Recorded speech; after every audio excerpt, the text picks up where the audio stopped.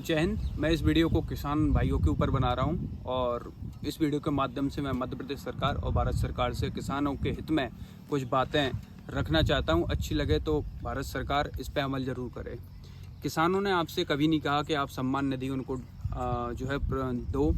उन्होंने तो किसानों ने तो सिर्फ भारत सरकार से या जो भी राज्य सरकार होती है उनसे सिर्फ नामात्र चीज़ें मांगी हैं कि उन्हें समय पर खाद मिल जाया करे, फसल के लिए समय पे जो है बिजली मिलती रहा करे और जो छोटी मोटी ज़रूरतें किसानों की वो पूर्ति कर दिया करें।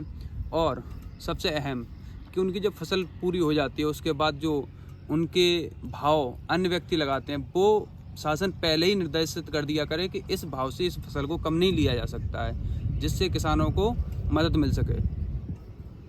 और सबसे अहम बात भारत सरकार को मैं बताना चाहता हूँ, वास्तव में आप किसान हितैषी हैं और किसानों के सम्मान के लिए कुछ करना चाहते हैं।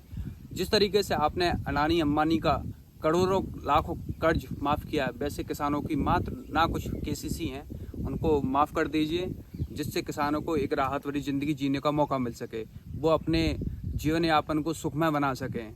फसलों में इतनी फसल नहीं हो पा रही है क्योंकि आपके द्वारा प्राइवेट कंपनियों से, जो दवाई की कंपनियां हैं, उनसे टाइप करके बड़ी बड़ी रकम लेने के बाद आप उनको लगातार भारत की ज़मीनों पर छिड़कवा रहे हैं। अगर उनकी दवाइयों में और उनके केमिकलों में इतनी ताकत है तो रेगिस्तान में फसलों का जो है उपज नहीं हो पाती है, तो रेगिस्तान में जाके इन केमिकल को उपयोग किया जाए और वहाँ पर उनके राजस्थान के लोगों को फसल उपजा के ये केमिकल जो फैक्ट्रियाँ चला रहे हैं वो दें।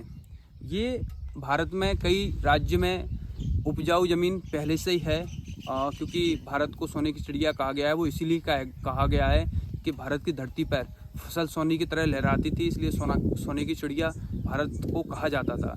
पर आप केमिकल मिलवा के एक तो शारीरिक, मानसिक और फसलों का नुकसान कर रहे हैं।